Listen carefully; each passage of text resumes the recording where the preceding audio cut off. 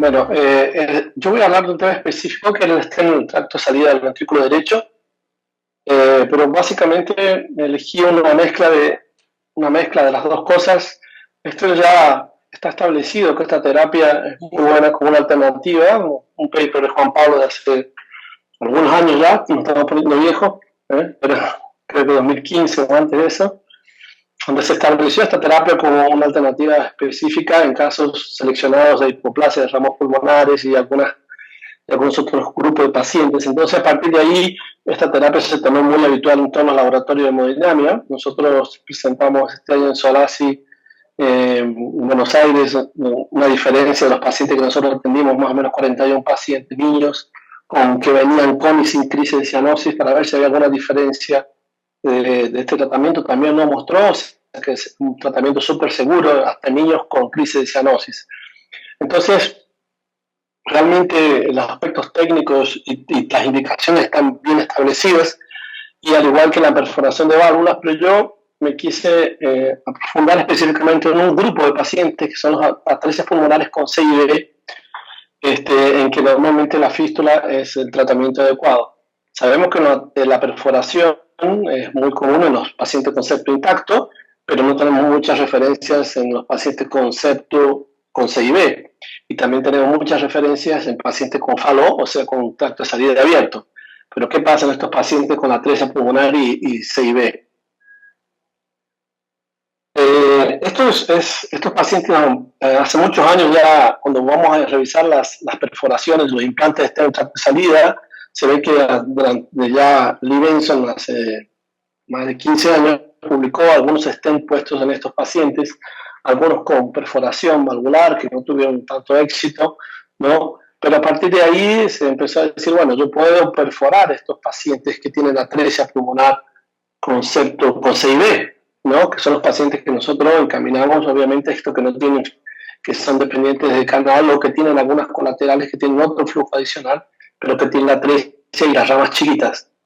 Nosotros podemos hacer esta perforación sin energía a través de guía 014 de coronaria, y puede ser el propio Whisper, muchas veces este soporte que perfora bastante bien en muchos casos. Otras veces tenemos que utilizar las guías de ejecución clónica de los gente de coronaria, a veces el guía 018 también, el B18 en algunos casos, como vamos a ver en cuál paciente puede ser. El B18 hay una cosa que no me gusta mucho, pero algunos han hecho también, es perforar con la punta de un guía 014. La otra forma es con energía, ¿no? Y ahí tenemos el sistema el Baylis para la perforación. Es un sistema ya también conocido por todos nosotros, y es recientemente en los países en desarrollo como nosotros, en Brasil, al no tener la disponibilidad 100% de estos aparatos por cuestiones de salud, por cuestiones también de mercado, tenemos una opción que es la electrocirugía, o sea, a perforación aplicando el electrobisturí, el electrocauterio, apoyado o pinzado la guía de coronaria, y aplicando una energía uno puede perforar algunas estructuras, entre ellas la válvula pulmonar. Para hacer estas perforaciones en estos pacientes, yo tengo que tener bastante material, tengo que tener bastante soporte para poder perforar una válvula probablemente muy fibrótica como la atresia pulmonar con CIB, y también la anatomía tiene que ser muy favorable, ya que estos pacientes, la anatomía es como si fuera un reloj de arena, ¿no? Entonces uno a veces no es como la atresia pulmonar con septo intacto, o como el FALO, que es una cosa más previsible. Acá uno puede tener un tronco muy chiquitito, un tracto de salida muy grande, o puede tener un tracto de salida muy chiquito con un tronco chiquito, un pulmonar grande. Entonces a veces por tengo que tener una muy buena noción de la anatomía que está por debajo de ese paciente. Fíjense, este era un paciente que tenía un bleiro acostado así, como ustedes lo pueden ver, con el flujo con las tres pulmonares muy hipoplásicas, el bleiro muy estenótico. A partir de ahí nosotros pudimos avanzar una guía hacia la arteria pulmonar, un tronco pulmonar muy chiquitito, con un tracto de salida bastante grande.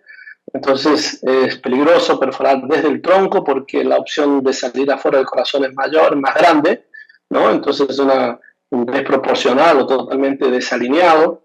Una opción que se puede, como hicimos en este caso, es perforar desde arriba hacia abajo, desde la pulmonar hacia el tracto de salida, ¿no? Como ustedes pueden ver ahí, donde hay más chances de entrar dentro del ventrículo que al contrario, y esto se hizo con un microcatéter, que puede ser cualquier microcatéter de fine cross, de coronaria o hasta catéteres de neurocirugía, de neurointervención, perdón, donde uno puede pasar una guía y perforar y después, en este caso fue una guía Progress con auxilio de la electrocirugía o del electrobisturí, uno puede perforar hacia el otro lado y así completar el procedimiento haciendo un loop arteriovenoso y poniendo un stent en ese tracto de salida.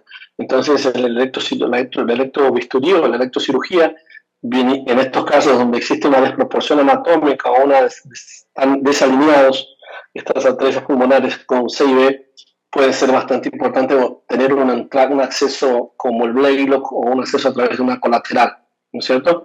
Fíjense lo que era antes, con la después, y este paciente permitió ir para cirugía. Importante para estudiar eso, la tomografía, ¿no? Fíjese otro paciente aquí con una anatomía un poquito mejor, ¿no? Pero realmente con un infundibro totalmente cerrado, muy muscularizado, con un tracto de salida chiquitito, ¿no? Y entonces uno puede ir desde abajo, fíjense ahí, uno cuando hace la angiografía, y este tenía una colateral gigante también con estenosis, uno ve el tracto de salida, se pinta aquí la gaviota distal con buenos flujos, ¿no? Entonces uno intenta perforar a este paciente para evitar la cirugía, que quizá ahí con la guía, en este caso fue con la guía 014, una guía común, con el soporte de un balón, ¿no? Con un over the wire, bien cerquita, uno puede avanzar la guía 014 gentilmente a través de la válvula y perforar esta válvula, este paciente con atresia pulmonar, ¿no? Este otro caso, por ejemplo, donde ustedes pueden ver que ya un paciente exactamente igual, con atresia de la válvula pulmonar, tenía un Blaylock, que ya le habíamos puesto un stent en el Blaylock, como ustedes pueden ver aquí. Fíjense el flujo que tenía totalmente estenótico, el paciente llegó con urgencia y la idea era canalizar el Blaylock nuevamente, pero con esa carga trombótica dije, bueno, ¿por qué no intentar abrir este tracto de salida, ¿no? Nuevamente? Así que la angiografía vimos que inyectándole en los dos lados, en el Blaylock y en el tracto de salida, tenía ahí alguna anatomía más favorable y se decidió obviamente abrir el tracto de salida. En este caso sí era como teníamos un buen tronco pulmonar, un buen tracto de salida y realmente teníamos una válvula más gruesa, decidimos usar una perforación con la guía 018, fíjense, pero esto se hace solamente en casos en que tienen un conocimiento muy buena anatomía, están muy bien alineados porque esa guía 018 muchas veces uno no tiene tanto control y hay que ir muy despacito, obviamente con un sistema triaxial de microcatéter por adentro de ella.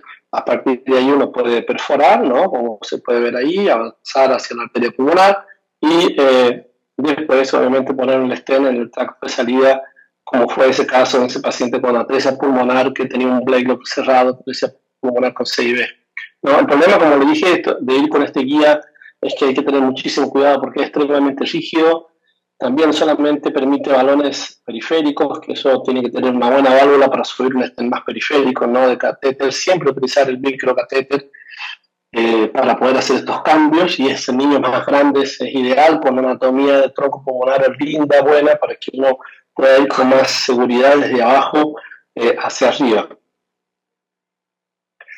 Nosotros hemos tenido en este tipo de casos específicos, descartando esos 40 pacientes de FALO que tienen tracto de salida abierto, ¿no? Que es mucho más fácil hacer eso, 12 pacientes en el que tenían atresia pulmonar con CIB, una edad media, fíjese, pasa mucho aquí en los países en desarrollo, una edad media de 2,75 años, una mediana, perdón, máxima de 12 años y uno bien chiquitito también. Hemos usado guías convencionales en 3 pacientes, guías de oclusión crónica en 7 oportunidades y en día 18 en ese paciente que les mostré. En un paciente realmente tuvimos una dificultad para hacer esto porque no se posicionaba bien, no teníamos una buena posición, un buen soporte del catéter en el tracto de salida, entonces nos quedamos en duda y abortamos este procedimiento, lo dimos como falta de éxito, y el tamaño medio de stent que podemos utilizar fue más o menos 5,4 milímetros. De estos pacientes, 2 pacientes necesitaron nueva dilatación de stent porque las arterias pulmonares seguían chiquititas,